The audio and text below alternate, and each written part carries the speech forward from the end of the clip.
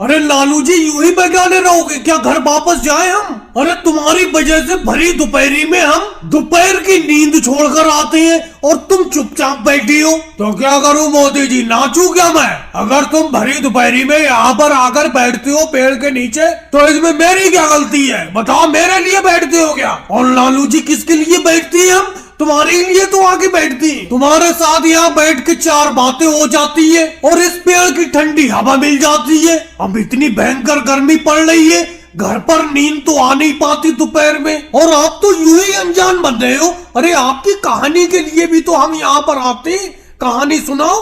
अरे लालू जी इतनी देर से बैठे बैठे हुक्का गुड़गुड़ा रहे हो, कम से कम एक कहानी सुनाई दो।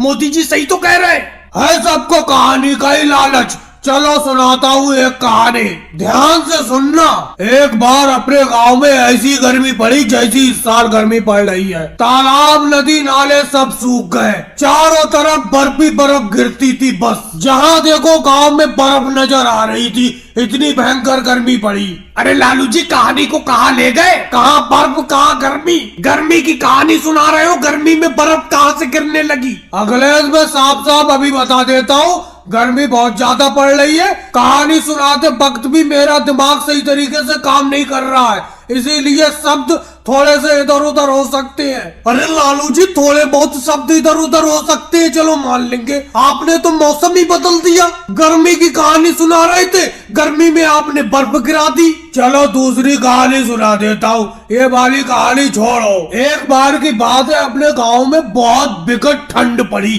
कड़ाके की ठंड। सारे नदी नाले तालाब सब बर्फ से जम गए। जो भी घर से बाहर आता लू का एक तमाचा खाता, प्यास से आदमियों के गले घोसक होने लगे। अरे लालू जी फिर से कहानी को आप दूसरी दिशा में ले गए। कहा गांव में सर्दी बर्फ पड़ी थी और इस बर्फ में लोगों को लू के तमाचे कैसे लगने लगे, प्यास से गले घोसक कैसे होने लगे। अरे आप गर्मी में ले गए कहानी को। तो क्या हुआ योगी जी, गर्मी में ले गया? मौसम देख रहे हो, गर्मी का मौसम तो ही चल रहा है। छोड़ो कहानी को, आज कहानी सुनाने का मन ही नहीं है मेरा।